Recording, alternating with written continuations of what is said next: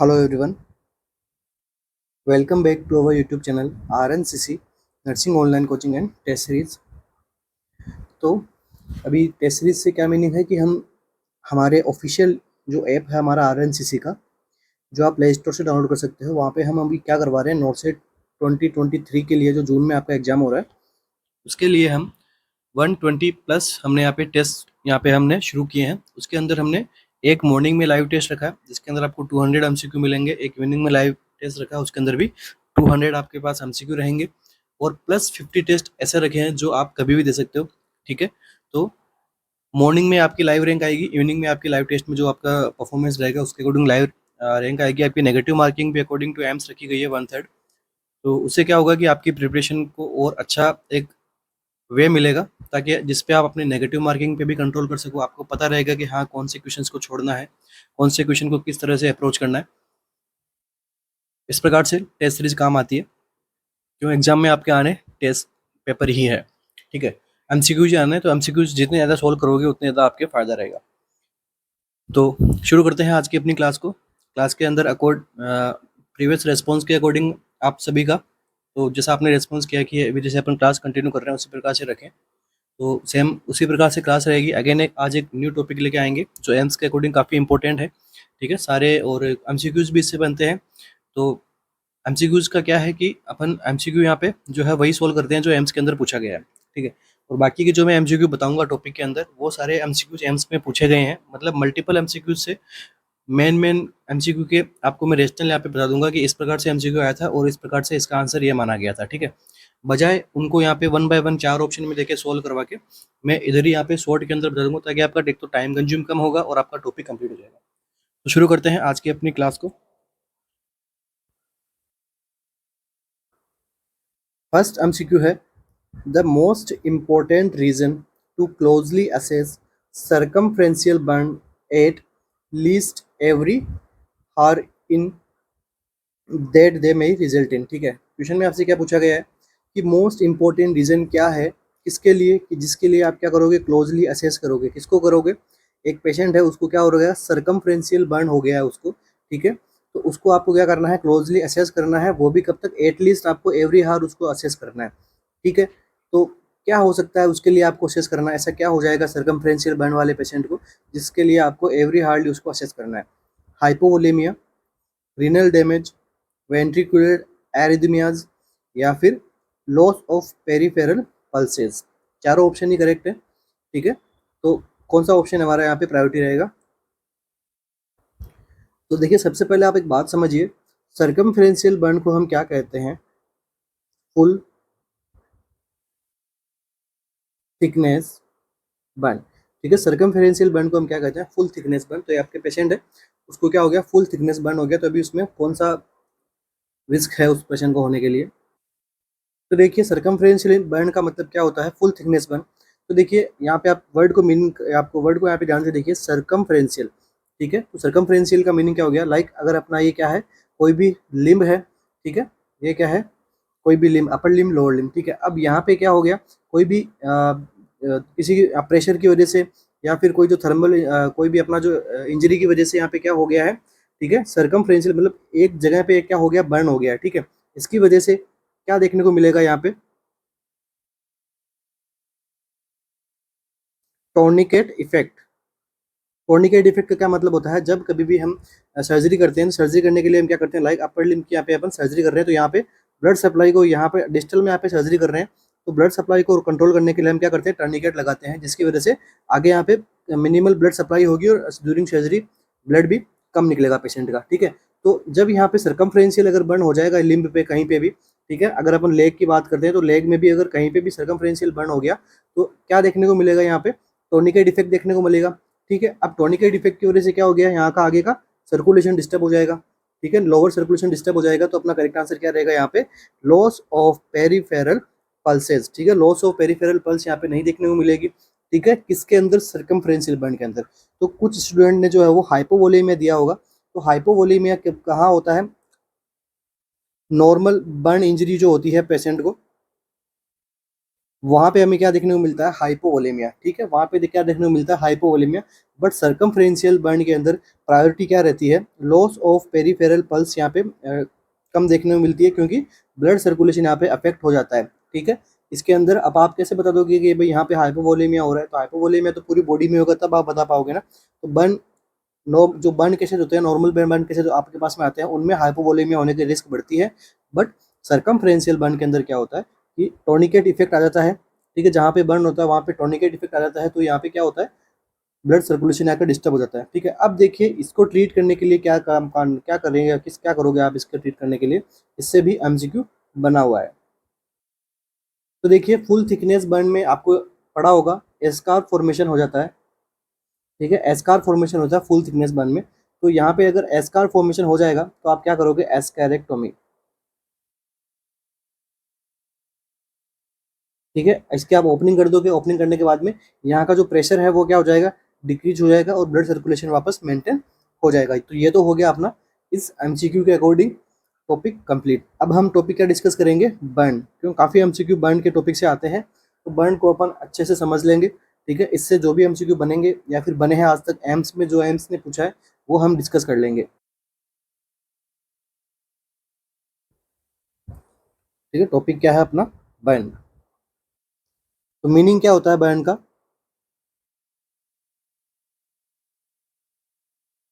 Cell destruction of the layer of skin due to burn, ठीक है। अब burn कितने टाइप का हो सकता है, डायरेक्ट हीट से हो सकता है, केमिकल से हो सकता है, इलेक्ट्रिसिटी से हो सकता है, और भी जो भी जिन चीज़ों से हीट प्रोड्यूस होती है उन सबसे बर्न हमें देखने को मिल सकता है, ठीक है। अभी क्या डिस्कस करेंगे, क्लासिफिकेशन। सबसे पहला क्लासिफिकेशन किसके बेसिस पे रहेगा, सीवियरिटी के बेस पे, ठीक है। तो देखिए सीवियरिटी के बेस पे अपन कैसा डिस्कस कर सकते हैं, माइनर बर्न में, नेक्स्ट मॉडरेट बर्न में, एंड सीवियर बर्न में, या फिर मेजर बर्न में। तो देखिए माइनर बर्न के अंदर क्या होता है, जो टोटल बॉडी सरफेस एरिया है, टीबीएसए, मैं काफ़ी यूज करूंगा इस वर्ड को, क्या मतलब होता है इसका, टोटल बॉडी सरफेस एरिया। तो ये कितना रहता है, ये 15% तक रहता है। तो ये कौन से बर्न की कैटेगरी में देखने को मिलता है, ये माइनर बर्न में, ठीक है। माइनर बर्न के अंदर अगर यहाँ पे क्या, यहाँ पे नो फेस इन्वॉल्व, ठीक है, यहाँ पे फेस का इन्वॉल्वमेंट नहीं देखा जाता है, ठीक है।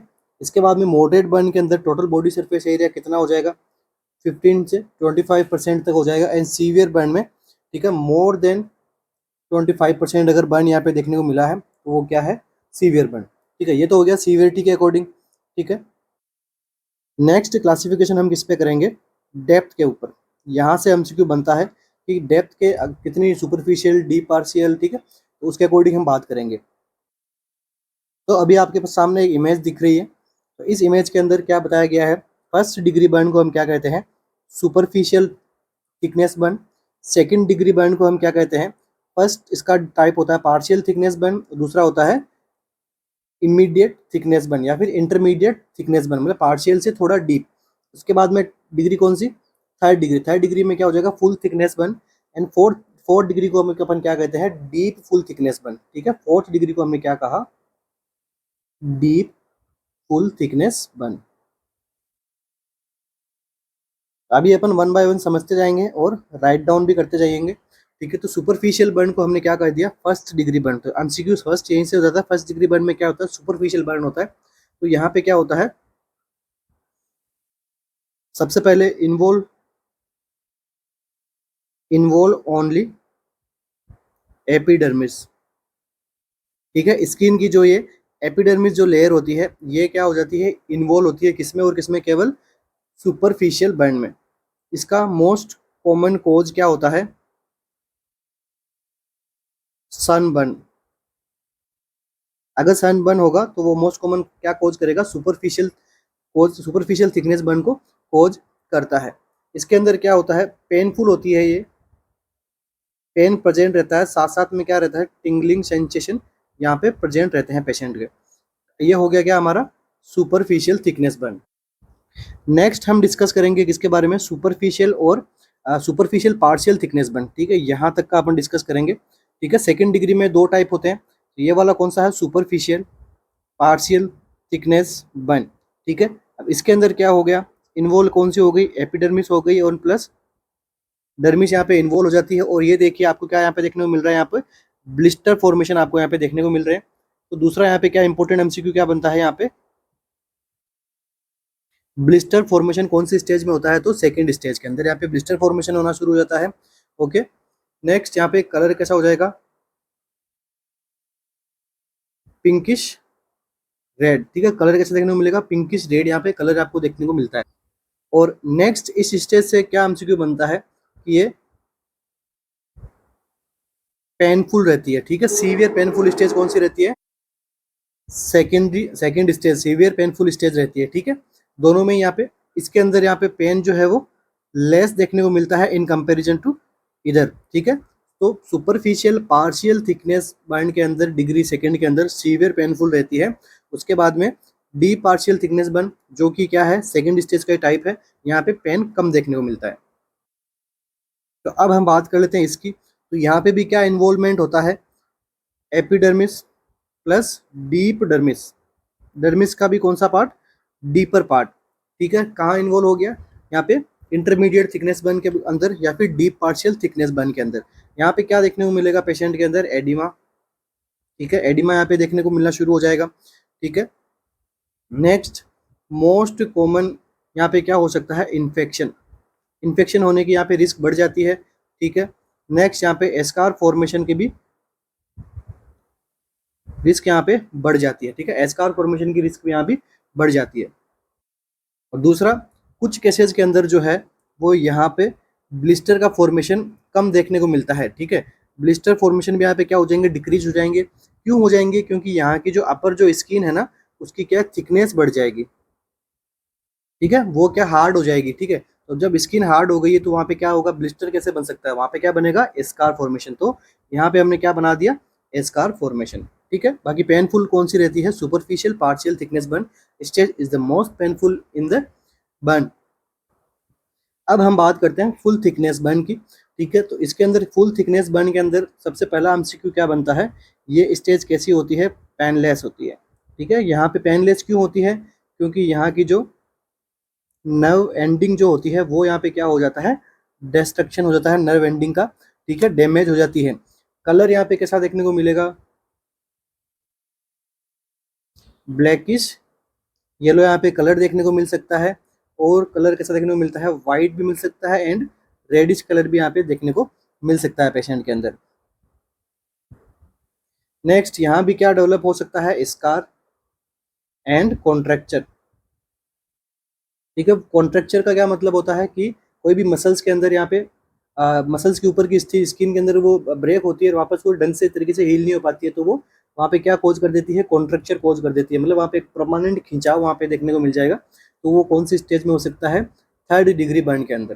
फर्स्ट एमसीक्यू पेनलेस होती है, क्यों होती है, क्योंकि नर्व एंडिंग यहाँ पे डैमेज हो जाती है यहाँ पे। ठीक है, तो यहाँ पे क्या क्या हो गया, देखो एपिडर्मिस यहाँ पे हो गई, डर्मिस भी यहाँ पे हो गई एंड सब क्यूटेनियस टिश्यू भी यहाँ पे, तीनों यहाँ पे कवर अप हो जाते हैं। ठीक है, तीनों को यहाँ पे डिस्ट्रक्ट कर दिया गया है इस बर्न से। नेक्स्ट कौन सी होती है, फोर्थ डिग्री बर्न। यहाँ पे बता लिख देता हूँ मैं आपको, एपिडर्मिस डर्मिस प्लस सब क्यूटेनियस टिश्यू इन्वॉल्व हो गए हैं किसमें, फुल थिकनेस बर्न में, थर्ड डिग्री में। अब लास्ट क्या है हमारा, फोर्थ डिग्री बर्न। ठीक है, फोर्थ डिग्री बर्न के अंदर क्या होता है, देखो involve all layers of skin. Skin की सारी लेयर इन्वॉल्व हो जाती है, प्लस फेशिया। फेशिया क्या होती है, मसल के ऊपर एक लेयर पाई जाती है फेशिया, वो भी बर्न हो जाती है। साथ साथ में मसल्स भी बर्न देखने को मिलती है। इसके साथ में बोन वगैरह ये विजिबल हो जाती है। तो इस बर्न को हम क्या बोलते हैं, डीप फुल थिकनेस बर्न या फिर फोर्थ डिग्री बर्न। ये भी कैसी होती है, पेनलेस होती है। और यहाँ पे अगर ये बर्न पहुंच चुका है तो यहाँ पे अपन इसका मैनेजमेंट कैसे करते हैं, एम्पुटेशन से। ठीक है, एम्पुटेशन यहाँ पे करना नेसेसरी हो जाता है काफ़ी केसेस के अंदर। अगर वो हील नहीं हो जाता है। If not heal then amputation. तो यहाँ पे हमने क्या कर लिया, टाइप्स को यहाँ पे कम्प्लीटली अपन ने डिस्कस कर लिया है। आई होप अगर किसी का डाउट यहाँ पे नहीं हुआ है, डाउट हुआ तो कमेंट बॉक्स में जरूर कमेंट कीजिए। अभी हम डिस्कस करेंगे इससे क्लिनिकल फीचर्स के बारे में। तो क्लिनिकल फीचर के अंदर बात करते हैं, सबसे पहले क्या देखने को मिलेगा, स्किन इंटीग्रिटी कैसी हो जाएगी, लॉस हो जाएगी। नेक्स्ट यहाँ पे क्या देखने को मिलेगा, हेमेचूरिया। नेक्स्ट यहाँ पे क्या देखने को मिलेगा, हाइपोवोलेमिया।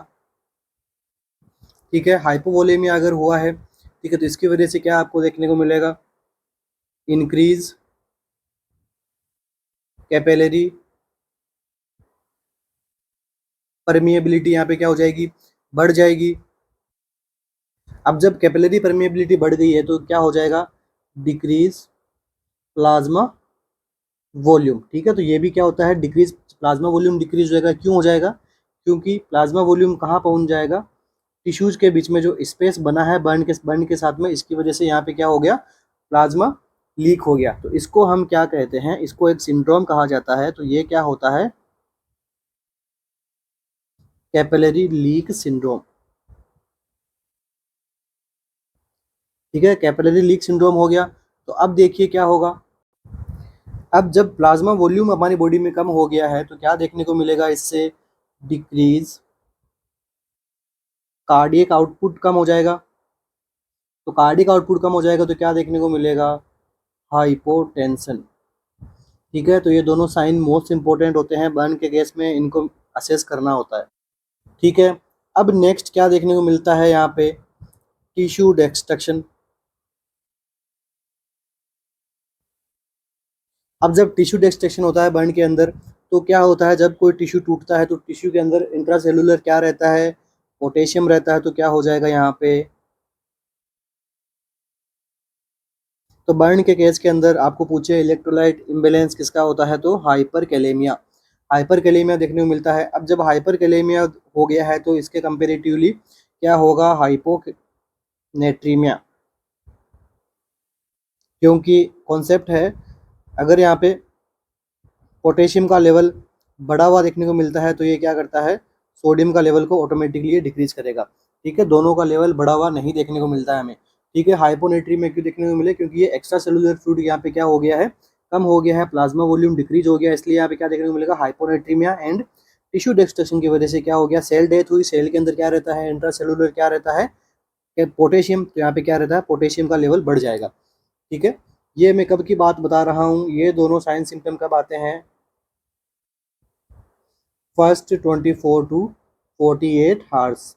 ठीक है, फर्स्ट 24 टू 48 हार्स के अंदर क्या होता है, ये दोनों साइन सिम्टम आते हैं।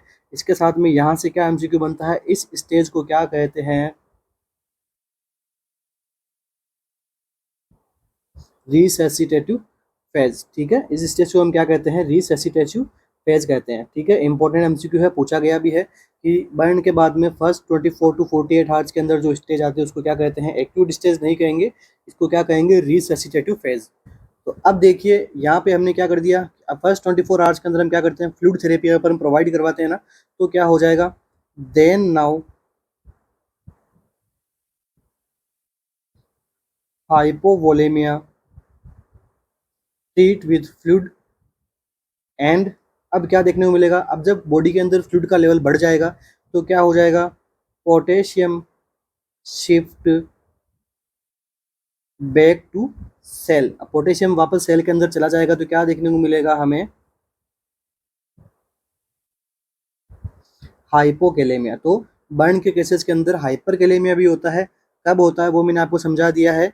एंड हाइपरकेलेमिया हाइपोकेलेमिया दोनों यहाँ पे देखने को मिलता है। ठीक है, अब जब क्या हो रहा है, यहाँ पे हमें फ्लूइड रिप्लेसमेंट किया है। ठीक है, इसके अलावा आपको जब कभी प्लाज्मा वॉल्यूम यहाँ पे डिक्रीज होने को, प्लाज्मा वॉल्यूम कम देखने को मिलती है तो क्या देखने को मिलता है, हिमेटोक्रीट का लेवल कैसा हो जाएगा, इंक्रीज हो जाता है। जब कभी भी प्लाज्मा वॉल्यूम डिक्रीज हो जाती है तो ये भी एमसीक्यू बना हुआ है कि बर्न के केस में हिमेटोक्रीट का लेवल कैसा हो जाता है, तो बढ़ जाता है। ठीक है, तो अब जब हमने हाइपोवोलेमिया को ट्रीट किया है तो क्या हो जाएगा, किडनी फंक्शन करेगी, किडनी फंक्शन करके किडनी ने ब्लड को कहाँ पहुँचाया, मेजर ऑर्गन्स के पास में, ठीक है। तो मेजर ऑर्गन्स की रिक्वायरमेंट पूरी हुई ना, तो इनिशियल फेज में क्या देखने को मिलेगा आपको, ओलिगो यूरिया, ठीक है। इनिशियल फेज में क्या देखने को मिलेगा, ओलिगो यूरिया, ठीक है। क्यों देखने को मिला, क्योंकि यहाँ पे क्या हो रहा है, रिसेसिटिव फेज है, वापस अपने पास में मेजर ऑर्गन्स को क्या मिल गया, वापस फ्लूइड मिल गया, तो उन्होंने काम में ले लिया, ठीक है। फिर आगे हम क्या करेंगे, वापस और इसको अपन फ्लूइड देंगे, तो उसके बाद में क्या होगा, after fluid replacement, after fluid replacement क्या देखने को मिलेगा, पॉलीयूरिया, ठीक है। तो नॉर्मल फिजियोलॉजिकल प्रोसेस होती है बर्न के केस में, ठीक है। तो ये साइंस सिम्टम तो आएंगे आएंगे, ठीक है। मैं आपको साइंस सिम्टम्स पढ़ा रहा हूँ यहाँ पे, ठीक है। ऐसे नहीं कि अपन डायरेक्ट लिख दिया और अपन ने छोड़ दिया, मैं एक एक चीज़ आपको समझाऊंगा, कॉन्सेप्ट इससे आपका अच्छा हो जाएगा, ठीक है। हाइपोनेट्रीमिया होगा तो कैसे होगा, हाइपरकैलेमिया होगा तो कैसे होगा, सब चीज़ आनी चाहिए, तभी एम्स क्रैक कर पाओगे आप। अब जब हमने क्या कर दिया, फ्लूइड का रिप्लेसमेंट कर दिया, ठीक है। कौन सी यहाँ पे हमने क्या किया, फ्लूइड का रिप्लेसमेंट हमने शुरू कर दिया था। अब जब बॉडी ने कंपनसेट नहीं किया,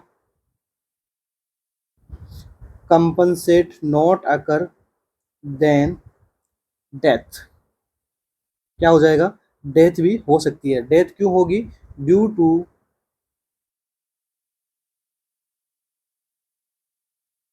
हाइपोवोलेमिक शॉक। तो ये हो गया हमारे बर्न के साइन एंड सिम्टम, यहाँ पे कंप्लीट हो जाते हैं, ठीक है। नेक्स्ट टॉपिक क्या होता है इंपॉर्टेंट, बर्न इंजरी को मेजर कैसे करें, ठीक है। टॉपिक क्या है, मेजरमेंट ऑफ बर्न, ठीक है। किस प्रकार से बर्न हुआ, कितना बर्न हुआ, उसको कैसे मेजर करते हैं। तो इसके लिए देखो एक रूल होता है, फर्स्ट क्या होता है, रूल ऑफ 9, जो किसमें काम में लिया जाता है, एडल्ट में, ठीक है। रूल ऑफ 9 किसमें काम में लिया जाता है, एडल्ट में। नेक्स्ट ये हो गया रूल ऑफ 9 के बारे में। नेक्स्ट क्या है, रूल ऑफ 5। तो रूल ऑफ 5 हम किसमें काम में लेते हैं, बच्चों में,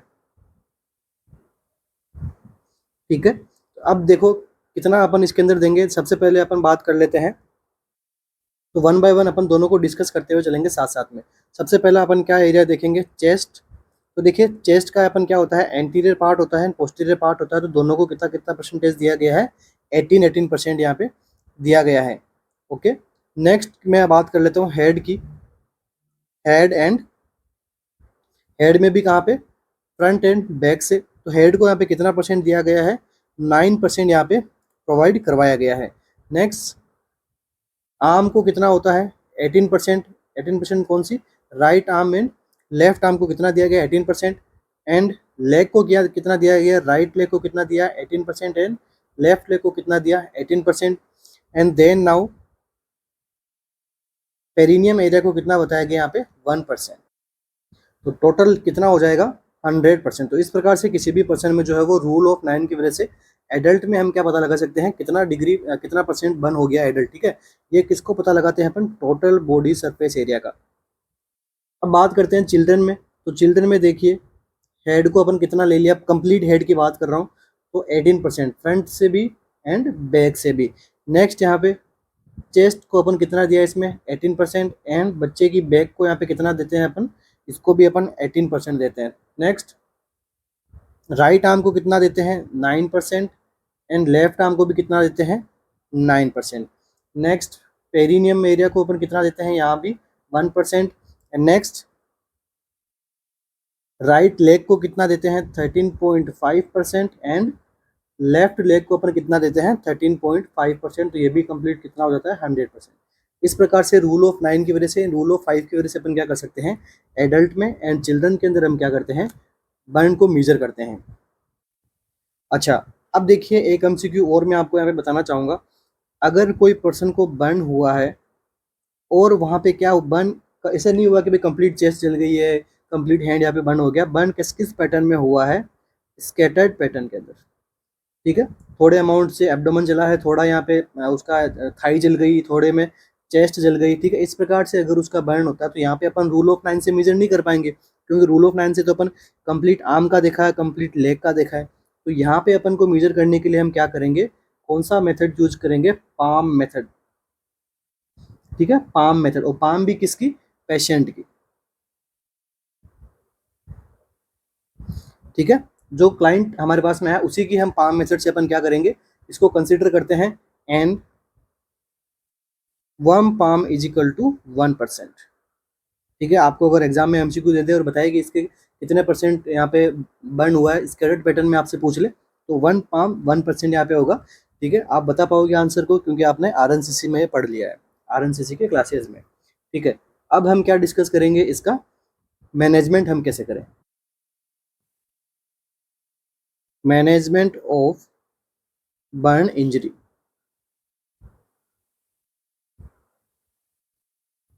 तो देखिए, बर्न इंजरी को मैनेजमेंट करने के लिए मेनली 3 फेजेज होती है, यहाँ से एमसीक्यू बना हुआ है। फर्स्ट फेज कौन सी होती है, रिससिटेटिव फेज।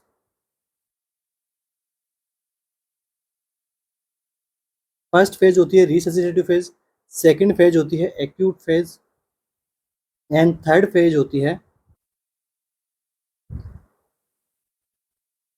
Rehabilitative phase. तो सबसे पहले अपन किसको डिस्कस करेंगे, रिससिटेटिव फेज।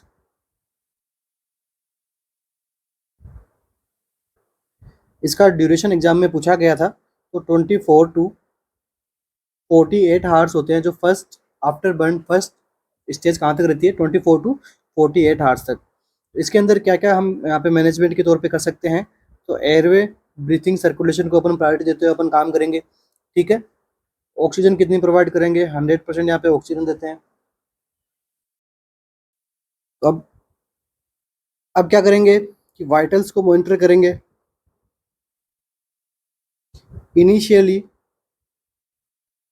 कितने टाइम से, 15 टाइम से, बट आफ्टर स्टेबल पेशेंट कितना टाइम से अपन करेंगे, 1 आवरली। ठीक है, वाइटल मॉनिटर करेंगे और 100% O2 वहाँ पे प्रोवाइड कराएंगे। Next most important, insert Foley's. ठीक है, सारे एमसीक्यू बने हुए हैं। ठीक है, इंसर्ट फोलिस, फोलिस इंसर्ट करना है, क्यों करना है, फॉर होवरली यूरिन आउटपुट मीजर। ठीक है, होवरली यूरिन आउटपुट मीजर करने के लिए अपन क्या करेंगे, फोलिस कैथेटर डालेंगे। इससे क्या एमसीक्यू बनेगा, नॉर्मल कितना रहता है, 30 ml पर आवर नॉर्मल रहता है यूरिन आउटपुट, या फिर दूसरी लैंग्वेज में बात करें तो 0.5 ml पर मिनट, ये अपना क्या रहता है, नॉर्मल यूरिन आउटपुट रहता है। अगर इससे डिक्रीज हो जाता है तो क्या करना है, हेल्थ केयर प्रोवाइडर को क्या कर दो, इन्फॉर्म कर दीजिए। बाकी आप इसके लिए क्या कर सकते हो, आर्टियल ब्लड गैस की वॉल्यूम का पता लगा सकते हो। उसमें आपको क्या देखने को मिलेगा, कार्बोक्सी हीमोग्लोबिन का लेवल आपको पता लग जाएगा कि भाई कितनी कार्बन डाइऑक्साइड जो है वो इसके अंदर गई है पेशेंट के अंदर में, तो उससे आपको मैनेजमेंट में इफेक्टिव रहेगा। नेक्स्ट रिससिटिव फेज के अंदर हम क्या करते हैं, फ्लूइड का अपन क्या करते हैं, मैनेजमेंट करते हैं। तो फ्लूइड मैनेजमेंट से एमसीक्यू बनता है, fluid management in first 24 hours. यहाँ से देखो एमसीक्यू बनता है, इसके लिए कुछ फॉर्मूलाज है। तो अपना फर्स्ट फॉर्मूला अपन बात करते हैं, तो इसकी क्या बात करेंगे, पार्कलैंड फॉर्मूला। तो पार्कलैंड फॉर्मूला है, इन्होंने क्या बताया था, तो इन्होंने बताया था कि 4 ml पर केजी पर total body surface area percentage. तो ये क्या है, पार्कलैंड फॉर्मूला है बर्न के लिए। ठीक है, और दूसरा देखिए, ये हो गया किसके लिए, एडल्ट के लिए। अगर पीडियाट्रिक पेशेंट है तो पीडियाट्रिक पेशेंट को कितना देंगे, 3 ml पर KG total body surface area, वो भी परसेंटेज में। ये किसके लिए, पीडियाट्रिक के लिए। नेक्स्ट, पार्कलैंड फॉर्मूला से क्या एमसीक्यू बनता है, यहाँ पे हमारा फ्लूइड ऑफ चॉइस क्या रहता है, आरएल। ठीक है, आरएल रहता है बर्न के केस में फ्लूइड ऑफ चॉइस, ध्यान में रखना, एमसीक्यू पूछा हुआ है। पार्कलैंड फॉर्मूला को दूसरे नाम से क्या नाम से जाना जाता है, तो बैक्स्टर फॉर्मूला। इसके बाद में सेकंड वन बात करते हैं अपन, वो क्या है, modified parkland formula. Modified parkland formula के अंदर क्या रखा गया है, इसके अंदर भी सॉल्यूशन तो क्या होगा, हमारा रिंगल लैक्टेंट यहाँ पे सॉल्यूशन रहता है। दूसरा यहाँ पे फॉर्मूला क्या रहता है, 4 ml पर केजी पर percentage of TBSA burn area plus 15 ml पर मीटर स्क्वायर TBS है। तो ये यहाँ पे एक्स्ट्रा इन्होंने ऐड किया, इसको बोल दिया modified parkland formula. Direct formula भी एग्जाम में MCQ आता है, और ब्लड कैलकुलेशन के लिए यही फॉर्मूले दो जो मोस्ट कॉमनली काम में लिए जाते हैं। ठीक है, ब्लड कैलकुलेशन करना आपको पूछ सकते हैं, तो इस प्रकार से एडल्ट है तो पीडियाट्रिक है तो आप इस प्रकार से फॉर्मूला ब्लड कैलकुलेशन आप कर सकते हैं। नेक्स्ट फॉर्मूला की बात करते हैं तो क्या आ जाएगा, ब्रूक फॉर्मूला। तो देखिए ब्रूक फॉर्मूला के अंदर क्या होता है, यहाँ पे देखिए सॉल्यूशन जो है वो थोड़ा चेंज हो जाएगा। सॉल्यूशन में अपन क्या रखते हैं, एल्बुमिन एडिमा को कवर करने के लिए albumin plus isotonic solution. Isotonic solution के अंदर बात करते हैं तो अपन क्या यूज करते हैं, RL विदाउट डेक्सट्रोज। ठीक है, डेक्सट्रोज का यहाँ पे काम में नहीं लेंगे हम। ठीक है, अब इसके अंदर इसका क्या फॉर्मूला होता है, तो 0.5 टू 15 ml पर kg total body surface area. तो ये क्या है, ब्रूक फॉर्मूला। नेक्स्ट फॉर्मूला की बात करते हैं तो कौन सा फॉर्मूला है, इवांस फॉर्मूला। तो ये कुछ टोटल 4 फॉर्मूलाज होते हैं। इवांस फॉर्मूला में अपन क्या देंगे, NS देते हैं 1 ml पर kg total body surface area for the first 24 hours के अंदर। ठीक है, NS के बाद में साथ साथ में अपन क्या चलाते हैं, कोलोइड चलाते हैं। कोलोइड कितना चलाएंगे, 1 ml पर kg टोटल, ये भी 24 हार्ट्स के अंदर अंदर ही चलाते हैं। इसके बाद में इसके अंदर एवांस के अंदर और क्या देते हैं अपन, डेक्सट्रोज प्रोवाइड करवाते हैं। तो डेक्सट्रोज 5% अपन प्रोवाइड करवाते हैं, और ये कितना करवाते हैं, 2000 ml 24 हार टोटल में। अभी यहाँ पे फर्स्ट 24 हार की बात कर रहा हूँ, ऐसे नहीं कि फर्स्ट अपन NS चलाएंगे उसके अगले घंटे, अगले 24 घंटे अपन कोलोड चला दिया। ठीक है, तो अब देखिए ये जो मैंने टोटल यहाँ पे फॉर्मूलाज मैंने अभी यहाँ पे डिस्कस किए हैं, तो देखिए इनका भी एक यूज में कैसे लेना है, इनसे भी MCQ बनता है। तो यूज में कैसे लेना है, देखिए ये जैसे सपोज कीजिए कि ये 4000 ml आपके पास में कोई सॉल्यूशन बना है टोटल बॉडी सरफेस एरिया निकाल के, तो 4000 के से 2000 ml जो होता है वो आपको फर्स्ट जो फर्स्ट हाफ इसका सॉल्यूशन रहता है उसको विद इन 8 आवर्स के अंदर अंदर जो है वो पर्सन को चला जाना चाहिए। ठीक है, विद इन 8 आवर्स के अंदर पर्सन को चला जाना चाहिए। अब ये 8 आवर भी कौन से होंगे, ये 8 आवर वो 8 आवर होंगे लाइक 1 बजे पर्सन को बर्न हुआ है, तो 1 बजे से लेकर रात को 9 बजे का जो टाइम है ये इसका फर्स्ट 8 आवर रहेगा। इसका मतलब ये नहीं कि आपने 3 बजे आपने अगर वो ब्लड का कैलकुलेशन, अगर आपने बॉडी सरफेस एरिया कैलकुलेट किया है फिर 3 बजे से आप 8 बजे तक लोगे, जी नहीं। जिस टाइम से बर्न होता है वहाँ से फर्स्ट 8 आवर्स के अंदर अंदर आपको ये इसका आधा फ्लूइड जो है वो इंट्रोड्यूस कर देना है, और बचा हुआ आधा फ्लूइड जो है वो विद इन 24 आवर्स के अंदर, मतलब नेक्स्ट 16 आवर्स के अंदर अंदर आपको प्रोवाइड करा देना है। तो ये भी इंपॉर्टेंट MCQ है, पूछा गया MCQ है, ध्यान में रखना, गलत नहीं करना है हमें। ओके, अच्छा अब कुछ अपने इंपॉर्टेंट MCQ हैं जो पूछे गए हैं, उनको मैं आपको बताता हूँ। तो फर्स्ट MCQ क्या हो जाएगा, urine output is most reliable and most accurate method for cardiac output and tissue perfusion। ठीक है, टिश्यू परफ्यूजन।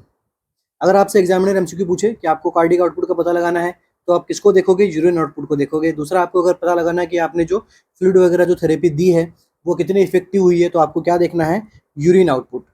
ओके, दूसरा, अगर एडिमा हो कहाँ पे, फेस में, तो क्या दे दो, पोलर पोजीशन। अगर एडिमा हो कहाँ पे, लोअर लिम्ब पे, तो क्या प्रोवाइड करवा दो, leg elevated on pillow.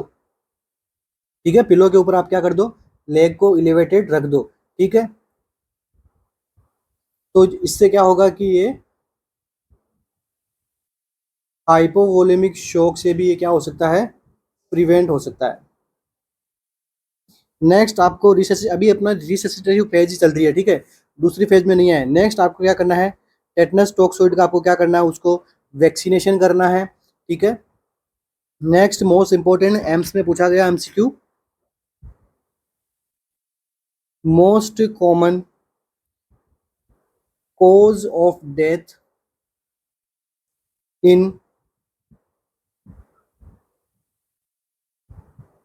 रिससिटेटिव phase, अगर रिससिटेटिव फेज के अंदर पर्सन है और यहाँ पे मोस्ट कॉमन कोज क्या हो सकता है डेथ का, तो फर्स्ट मोस्ट कॉमन कोज क्या होगा, hypovolemic shock.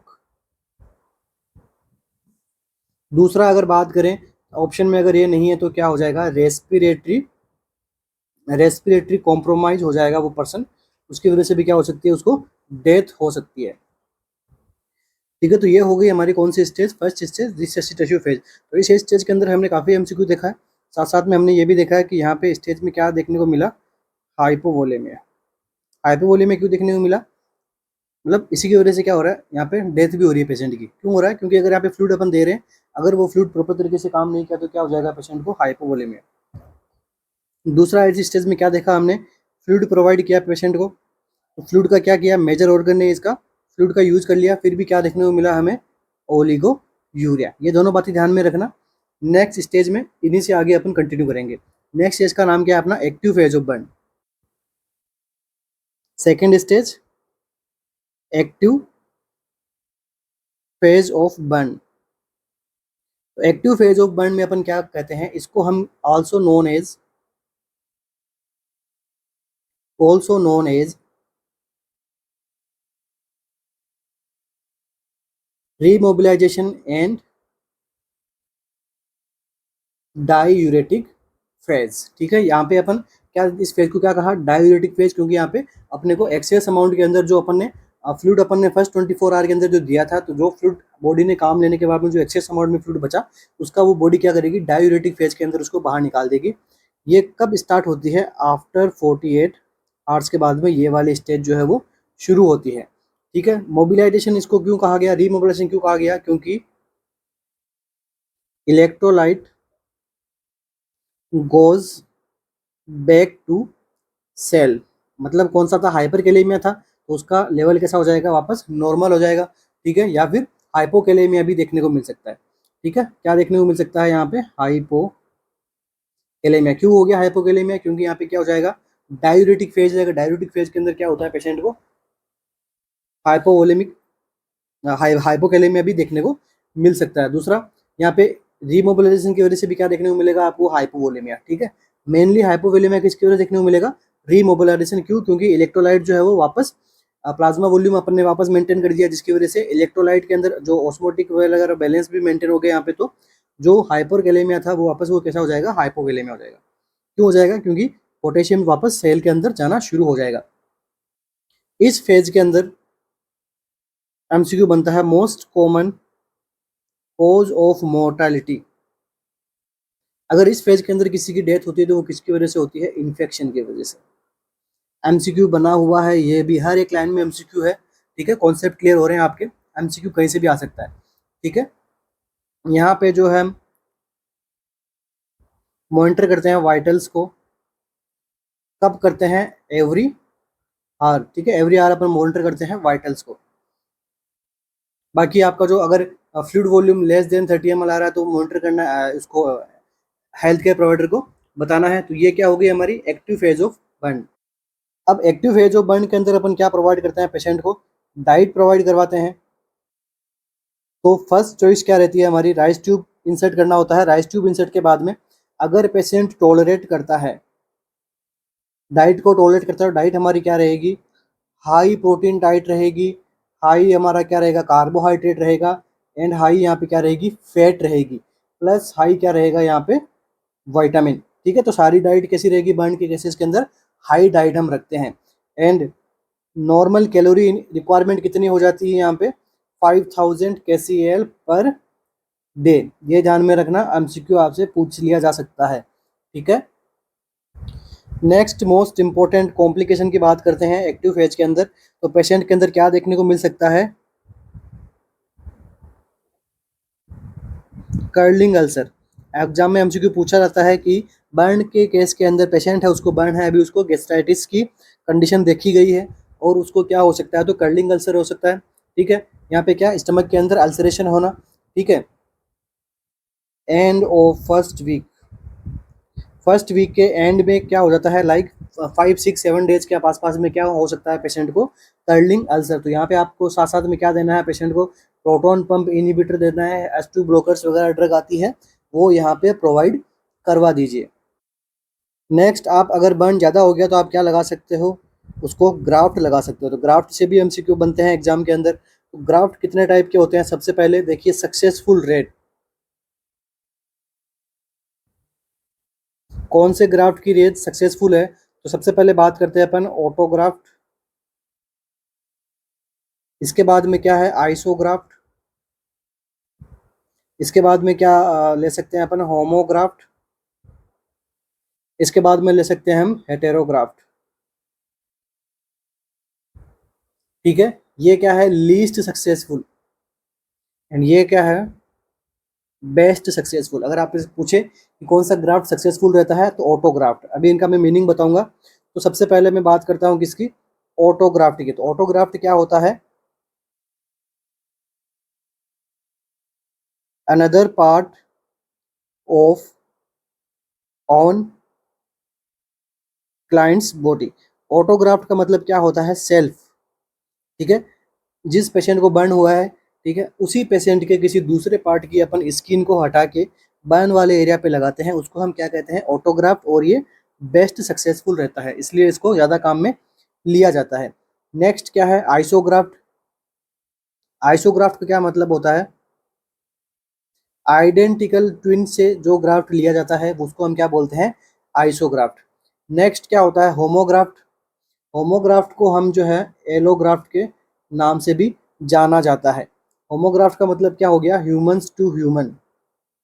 Humans to human. Like किसी इंसान को बर्न हुआ है और उसने रिक्वेस्ट की उसकी फैमिली मेंबर ने किसी दूसरे इंसान का ग्राफ्ट वहाँ पे लगा दीजिए, तो इसको हम क्या कहते हैं, एलोग्राफ्ट। ठीक है, इसके बाद में क्या होता है, एनिमल टू ह्यूमन। ठीक है, एनिमल से ग्राफ्ट लेके ह्यूमन में लगाया जाना, उसको क्या कहते हैं, हेटेरोग्राफ्ट। तो इसीलिए इसको लीस्ट सक्सेसफुल रेट दिया गया है हेटेरोग्राफ्ट को। तो ये क्या हो जाता है हमारा ग्राफ्ट और ग्राफ्ट से रिलेटेड एमसीक्यू। ठीक है, एमसीक्यू पूछा गया है इन सब के बारे में, इनसे नेम से एमसीक्यू आता है, इसका क्या मीनिंग होता है, इसका क्या मीनिंग होता है, तो ये यहाँ पे पूछा गया। अगर किसी पेशेंट को ग्राफ्ट लगाया जाता है तो आप क्या कर दो, उसकी रेस्ट्रिक्ट कर दो उसकी मोबिलिटी को, कि आपको जो है वो मूवमेंट नहीं करना है। ठीक है, वो भी कब तक, 7 डेज तक। जहाँ पे ग्राफ्ट लगा है उसको मूवमेंट नहीं करना है, 7 डेज तक मूवमेंट नहीं करना होता है। ठीक है, अच्छा, तो फाइनल स्टेज कौन सी होती है, रिहेबिलिटेशन। तो रिहेबिलिटेशन स्टेज के अंदर अपन क्या करते हैं, गोल अचीवमेंट। ठीक है, या फिर बॉडी के फंक्शंस को वापस अचीव करना, ये क्या कहलाता है, रिहेबिलिटेशन कहलाता है। ठीक है, यहाँ पे अपन क्या करते हैं, प्रोमोट करते हैं वॉन्ड हीलिंग को। नेक्स्ट अपन यहाँ पे और क्या कर सकते हैं,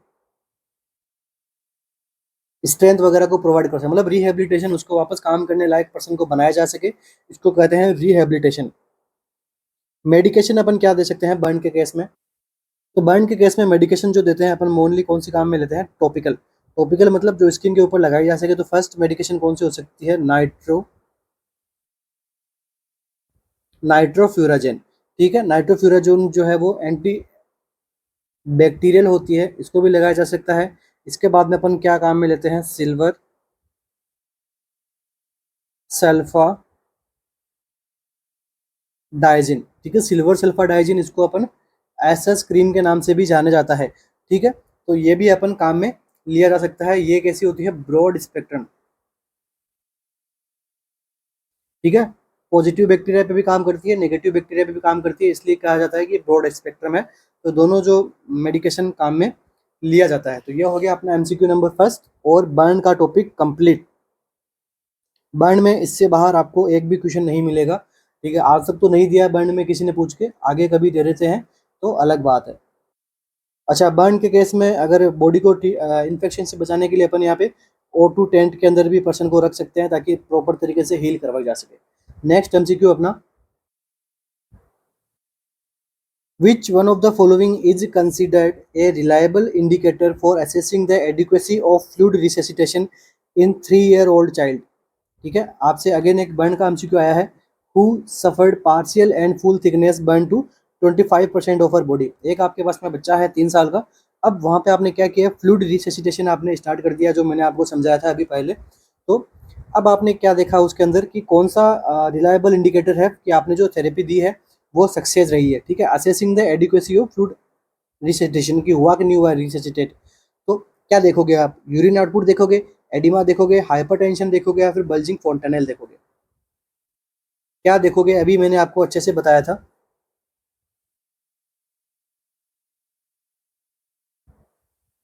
तो इस केसेस के अंदर हम क्या करते हैं, यूरिन आउटपुट को अपन क्या देंगे, प्रायोरिटी देंगे अपन, ठीक है। यूरिन आउटपुट को अपन प्रायोरिटी देंगे। यूरिन आउटपुट अगर यहाँ पे नहीं होता तो अपन क्या कर लेते हैं, यहाँ पे वेट, डेली वेट चेकअप को अपन यहाँ पे प्रायोरिटी देंगे। वेट से अपन क्या पता लगा सकते हैं कि बॉडी का यूरिन आउटपुट या फिर यूरिन जो फंक्शन वगैरह है वो अच्छे से प्रॉपर तरीके से काम कर रहा है नहीं कर रहा है, ठीक है। तो अपना करेक्ट आंसर क्या हो जाएगा, urine output is the correct answer. तो एडिमा को क्यों नहीं लिया अपन ने यहाँ पे, करेक्ट क्यों नहीं माना? क्योंकि एडिमा में क्या देखने को मिलता है आपको, इंक्रीज कैपिलरी परमिएबिलिटी। अगर कैपिलरी की परमिएबिलिटी बढ़ जाती है तो जो प्लाज्मा जो फ्लूइड वगैरह रहता है वो टिश्यू स्पेस के अंदर चला जाएगा और क्या कॉज करवाता है, एडिमा। इसलिए एडिमा यहाँ पे करेक्ट नहीं है। हाइपरटेंशन कब होगा, एक्सेस वॉल्यूम के अंदर। हम तो एक्सेस वॉल्यूम तो दे ही नहीं रहे, हम तो यहाँ पे फ्लूइड को रिससिटेट कर रहे हैं, मतलब वापस मैनेज करने की कोशिश कर रहे हैं, ठीक है। इसलिए हम इसको, और बल्जिंग फोंटेनल भी एक्सेस वॉल्यूम ब्लड के अंदर देखने को मिलेगा, या फिर ब्रेन के अंदर क्या हाइड्रोसिफिलिस वाली कंडीशन में बल्जिंग फोंटेनल देखने को मिलता है, ठीक है। और ये तो क्या है, आपको क्या देखने को मिल रहा है, वो 3 ईयर की एज है। तो फोंटानेल जो है वो कब क्लोज हो जाते हैं, 18 मंथ पे ही क्लोज हो जाता है मैक्सिमम फोंटानेल है। तो 3 ईयर की एज के अंदर आपको फोंटानेल बल्जिंग होता हुआ देखने को ही नहीं मिलेगा, ठीक है। तो इसलिए इस प्रकार से क्वेश्चन का सही अप्रोच करोगे ना आप, तो आपके कभी कोई एमसीक्यू गलत होगा ही नहीं। अच्छा, बर्न का थोड़ा एक एमसीक्यू मैं आपको बताता हूँ, एक काफ़ी एमसीक्यू बनता है। एक बार एक सॉल्यूशन आपको एग्जाम में पूछ लिया जाता है, सॉल्यूशन का क्या नाम है, यूसोल सॉल्यूशन, ठीक है। यूसोल सॉल्यूशन के बारे में आपसे पूछते हैं कि ये कहाँ काम में लिया जाता है। तो सबसे पहले तो ये क्या है, एक एंटीसेप्टिक सॉल्यूशन है, और बर्न एरिया को ट्रीट करने के लिए, बर्न एरिया को, वाउंड को यहाँ पे लगाया जाता है, ठीक है। एंटीसेप्टिक सॉल्यूशन है और बर्न एरिया का जो वाउंड रहता है, वुंड रहता है, वहाँ पे इसको अप्लाई किया जाता है। और इसके अंदर होता क्या है, सबसे पहला एमसीक्यू ये क्या है, कहाँ काम में आता है, तो बर्न वुंड पे लगाया जाता है। थर्ड, इससे क्या एमसीक्यू बनता है, कंपोजिशन से इसके अंदर क्या क्या देखने को मिलता है। तो फर्स्ट क्या देखने को मिलेगा, बोरिक एसिड, कितना देखने को मिलेगा, 12.5 ग्राम। इसके बाद में क्या देखने को मिलता है, ब्लीचिंग पाउडर, ये भी कितना देखने को मिलता है, 12.5 ग्राम। इसके बाद में 100 ml वाटर। इस प्रकार से हम भी घर पे भी अपन क्या कर सकते हैं, बोरिक एसिड से, ब्लीचिंग पाउडर से, वाटर से यूसोल सॉल्यूशन बना सकते हैं, ओके। नेक्स्ट एमसीक्यू अपना, the nurse is assessing and getting a history home a client treated for depression with A monoamine oxidase anti depressant, ठीक है। एक आपके पास में डिप्रेशन का पेशेंट है और आप हिस्ट्री ले रहे हो उस पेशेंट से कि वो ट्रीट किससे किया जा रहा है, monoamine oxidase inhibitor and monoamine oxidase anti depressant आप उसको दे रहे हो, ठीक है। The most serious side effect associated with this anti depressant and the injection of tyramine in aged food, ठीक है। तो आपसे क्या पूछा है आपको कि अगर आप मोनोअमाइन ऑक्सीडेज अपन ड्रग लेते हो एंटी डिप्रेसेंट की, उसके साथ में अगर आप टायरामाइन ले लेते हो, तो इसकी वजह से आपको क्या साइड इफेक्ट देखने को मिलेगा, ऐसा साइड इफेक्ट जो क्या हो, सीरियस हो। ऑप्शन क्या है, हाइपरटेंसिव क्राइसिस, नेक्स्ट ऑप्शन क्या है, सीवियर रेसेस, सीवियर हाइपोटेंशन, या फिर सीवियर डायरिया। काफ़ी अच्छा एमसीक्यू है, पूछा गया एमसीक्यू है, तो प्लीज़ अपना आंसर सेलेक्ट कीजिए।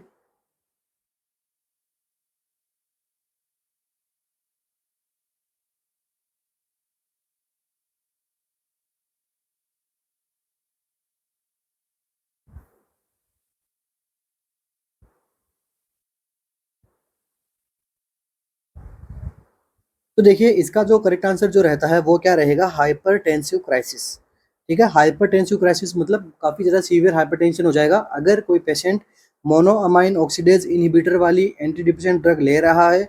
उसमें क्या, उसको क्या देखने को मिलता है, साथ में वो क्या खा लेता है, टायरामाइन रिच फूड ले लेता है, उसको क्या देखने को मिलेगा, हाइपरटेंसिव क्राइसिस, ठीक है। अब देखिए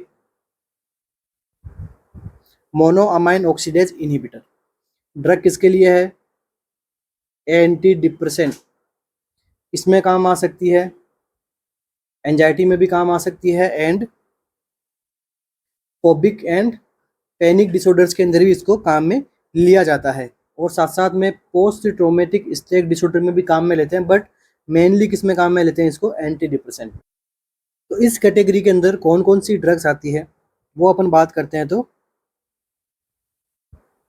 फेनेल्जिन, आइसो आइसोकार्बोक्सिल, एंड यहाँ पे अपन और क्या, और कौन सी ड्रग दे सकते हैं, रेसाग्लिन। ठीक है, तो इस प्रकार की ड्रग कहलाती है कौन सी, मोनोअमाइन ऑक्सीडेज इनहिबिटर। तो देखिए, जब कभी मोनोअमाइन ऑक्सीडेज इनहिबिटर ड्रग अपन लेते हैं तो उसके साथ में कभी भी कॉन्ट्राइंडिकेटेड क्या रहता है, टायरामाइन रिच फूड। ठीक है, टायरामाइन रिच फूड कॉन्ट्राइंडिकेट रहता है क्योंकि ये क्या करवाता है, हाइपरटेंसिव क्राइसिस।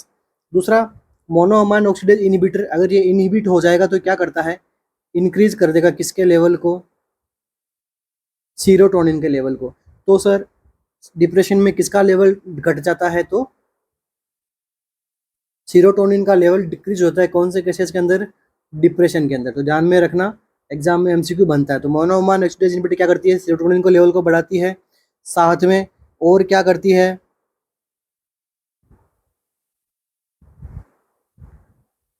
नोरेफिनेफ्रिन को भी बढ़ाती है, और साथ में क्या करती है, डोपामाइन को भी बढ़ाती है। इसलिए ये तीनों फैक्टर किस पे काम करते हैं, मोनोअमाइनो ऑक्सीडेज इनहिबिटर ए पे। अगर इनहिबिटर बी हो तो बी में अपन इनहिबिटर के अंदर कौन सी ड्रग काम में लेते हैं, तो अगर इनहिबिटर बी, अगर बी को इनहिबिट कर रहा है तो ये ओनली एंड ओनली किसको इनहिबिट, किसको लेवल को बढ़ाएगी, डोपामिन को। तो इसलिए मोनोअमाइन ऑक्सीडेज इनहिबिटर को अपन पार्किंसन में भी काम में लिया जा सकता है। क्यों, पार्किंसन में क्या होता है, डोपामाइन का डिक्रीज होता है लेवल, इसलिए इसको पार्किंसन में भी काम में लेते हैं। अब देखिए, टायरामाइन रिच फूड कौन कौन से होते हैं, इससे भी एमसीक्यू आया है। एग्जाम में एमसीक्यू आता है तो उसमें ऑप्शन में आपको देखने को मिलता है कैफीन। तो कैफीन वाले फूड को अवॉइड करना। तो कैफीन किस में होती है, कॉफी में, टी में, चॉकलेट्स में। ठीक है, और आपको क्या नहीं खाना, पपाया नहीं खाना आपको। ठीक है, बनाना नहीं खाना होता है जब किस पेशेंट को अपन लेते हैं। तो ये कुछ हमारे फूड्स है जिनको हमें अवॉइड करना चाहिए। Next MCQ, a newborn infant is exhibiting sign of respiratory distress. एक न्यूबॉर्न इन्फेंट है, उसको क्या हो रहा है, रेस्पिरेटरी डिस्ट्रेस के साइन देखने को मिलते हैं। Which of the following would then recognise as the earliest clinical sign of respiratory distress. तो कौन सा ऐसा साइन है जो रिकॉग्नाइज करता है earliest clinical sign of respiratory distress क्या होता है। ठीक है, न्यूबॉर्न के अंदर अर्लीस्ट साइन क्या आएगा अगर उसको रेस्पिरेटरी डिस्ट्रेस होता है तो। ऑप्शन क्या है, cyanosis, increased respiration, sternal and subcostal retraction, या फिर डिक्रीज्ड रेस्पिरेशन। तो देखिए, जब कभी भी रेस्पिरेटरी डिस्ट्रेस होता है न्यूबॉर्न में तो क्या देखने को मिलता है, स्टर्नल एंड सबकोस्टल रिट्रैक्शन वहाँ पे देखने को मिलता है स्किन का। तो ये क्या है, अर्लीस्ट साइन होता है। ठीक है, ये जब बाद में से आगे डिस्ट्रेस बढ़ेगा तो क्या साइनोसिस भी देखने को मिलता है, इंक्रीज होगा रेस्पिरेशन रेट, वो स्ट्रगल करना शुरू कर देगा रेस्पिरेशन करना। ठीक है, तो ये कुछ हमारा आज का टॉपिक था। टॉपिक में हमने क्या पढ़ा, सबसे पहले अपन ने बर्न के अपन ने कंप्लीट एमसीक्यू सोल्व कर लिए, आगे मैं बर्न नहीं पढ़ाऊंगा। इसके बाद में दूसरा हमने क्या पढ़ लिया यहाँ पे, मोनोअमाइन ऑक्सीडेज इनहिबिटर ड्रग को पढ़ा और ड्रग के साइड इफेक्ट को पढ़ा, ड्रग में कौन कॉन्ट्राइंडिकेट रहता है उसको पढ़ा, और कॉन्ट्राइंडिकेट फूड कौन कौन से होते हैं उसको पढ़ा। ठीक है, और इसका ड्रग का यूज़ पढ़ा। ठीक है, डिप्रेशन में किसका डिक्रीज होता है ये पढ़ा। उसके बाद में रेस्पिरेटरी डिस्ट्रेस से अपन ने एमसीक्यू देख लिया। ठीक है, तो इस प्रकार से अपन हमारा कंटिन्यू चलता रहेगा नोट सेट तक। अपन मैं मोस्ट सेलेक्टिव एग्जाम के अंदर जो टॉपिक रहते हैं उनको मैं यहाँ पे पढ़ा दूंगा आपको। बाकी की आपको क्या करना है, आरएनसीसी की टेस्ट सीरीज को ज्वाइन करना है। वहाँ पे हम क्या करते हैं, टेस्ट कंडक्ट करवाते हैं। तो जो टॉपिक एम्स के लिए इंपॉर्टेंट रहते हैं उन्हीं टॉपिक्स में से उधर क्या बनाए गए हैं, एमसीक्यू बनाए गए हैं। तो वहाँ पे आपको उनको रेशनल मिलेगा और आपको टेस्ट की प्रैक्टिस आपको वहाँ करनी है। ठीक है, तो आशा करता हूँ कि आपको वीडियो क्लास अच्छी लगी हो। तो लाइक आप लोग नहीं करते हो, वीडियो देख के चले जाते हो, लाइक भी जरूर किया करो, साथ में कमेंट भी जरूर किया करो। अगर कोई डाउट है तो वो तो स्पेशली किया ही करो, ताकि आपके डाउट सोल्व होना जरूरी होता है।